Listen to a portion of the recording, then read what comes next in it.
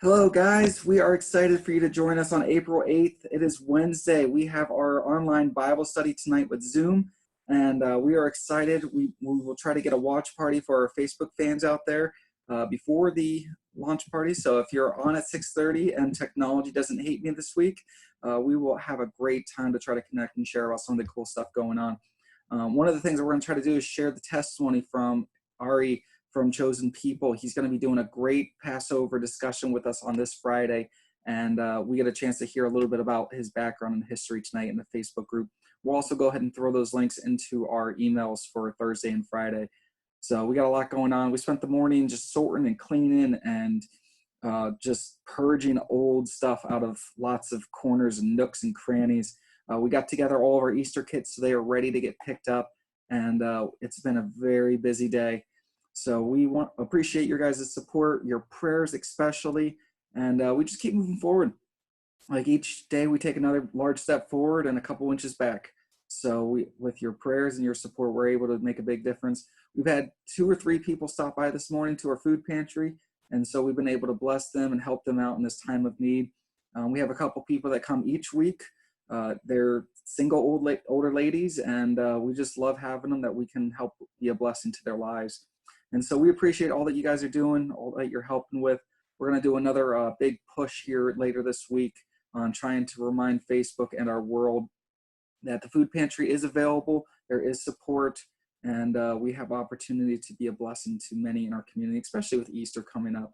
You know, it would be a shame for families in our community to have to go without an Easter meal, at least with those living in their household, just because nobody told them about us. So with that aside, we have a lot of great things. We'll have our digital download available for our Easter kits in the Facebook group, in a personal email, and if you just remind me, because it's Wednesday and it feels like December. So just hang in there, guys. A lot of stuff going on. And, you know, it's amazing what the community's doing. We've had a couple guys. One guy stopped over and picked up all the old scrap metal and the old metal that we had laying around. We had 2 old barbecues. He's like, I'm a scrapper. I take the metal. I recycle it. We didn't have to pay for it. We didn't have to lug it off in our own trash. It's been great. Another guy's coming over tonight and just taking some of our old electronics. And if you know anybody that likes VHS cartoons, we have like 60 of them or something. So, you know, he can pay it forward, maybe debt it forward. I'm not really sure when it comes to VHS tapes. But all right, so with all that aside, let's jump into our daily devotional. I know we've been trying to do the announcements at the end so we can jump right into what God has for us. But it's been a long day, and I just needed to share that before I forgot and blanked. So here's our daily devotional. It is by Nexus Church, and we appreciate their support during this time and writing this devotion to help us center in on what God wants for us to prepare this week. So here we go, John 13, 21, 20 to 32. We're picking up to where we left off yesterday. After saying this, Jesus was troubled in spirit and declared, very truly, I tell you, one of you will betray me. The disciples looked at one another, uncertain of whom he was speaking. One of his disciples, the whom Jesus loved, that's John, he's talking about himself as in third person, as the one Jesus loved, very humble guy, was reclining next to him. Simon Peter therefore motioned to him to ask Jesus of whom he was speaking. So while reclining next to Jesus, he asked him, Lord, who is it? Jesus answered, it is the one whom I give this piece of bread when I have dipped it in the dish. So when he had dipped the piece of bread, he gave it to Judas, the son of Simon Iscariot. After he received the piece of bread, Satan entered into him. Jesus said to him, do quickly what you are going to do. Now no one at the table knew why he said this to him. Some thought because Judas had the common purse, Jesus was telling him, buy what we need for the festival. That's some optimism. Or that he should give something to the poor. So after receiving the piece of bread, he immediately went out, and it was night. When he had gone out, Jesus said, now the Son of Man has been glorified, and God has been glorified in him. If God has been glorified in him, God will also glorify him in himself, and will glorify him at once. So there's a lot of things that we can pull from this. And one of the things that always stands out is, you know, Jesus took the last night with his closest disciples. He didn't have his mom there. He didn't have his family. It was those that he'd poured his life into. And even the ones that would stab him in the back was there. And he washed their disciples' feet, and he broke bread with them, and he shared a meal with them. And, I would, when you put yourself in a story, we would love to say we're John, the one whom Jesus loved the most.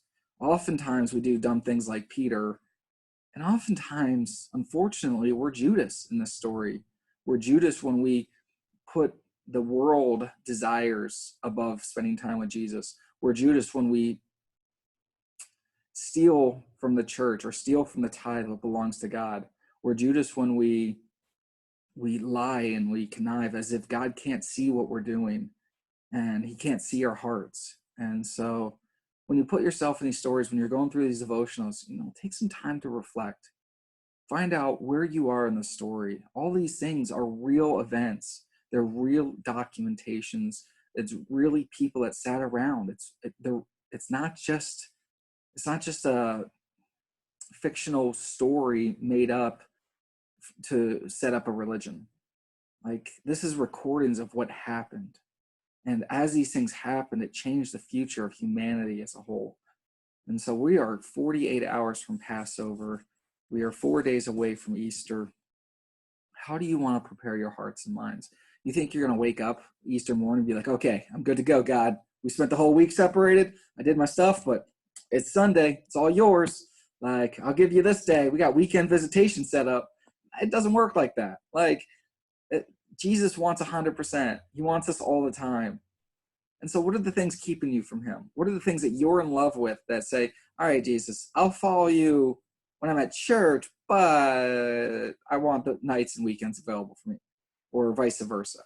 Like, we gotta ask those hard questions. And as we're preparing for this week, I encourage you to just pause and be still, open up his word, read it, digest it, meditate on it, have a pencil and paper, read through one of the Psalms, and just pause and say, what is this speaking to me?